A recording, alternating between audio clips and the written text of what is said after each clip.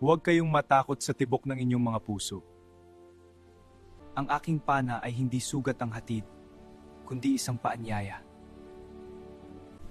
Marami ang naghahanap sa akin, ngunit kayong dalawa ang pinili ng tadhana. Noon, ang tingin ko sa pag-ibig ay isang laro lamang o isang pangarap na malabong matupad. Pero nang makita kita, tila tumigil ang mundo at narinig ko ang bulong ng langit. Handa akong maging kalasag mo sa anumang unos at pangakong ang bawat pintig ng puso ko ay para lamang sa iyo. Matagal kong kinimkim ang takot na baka masaktan muli, ngunit ang iyong tapat na tingin ang nagbigay sa akin lakas.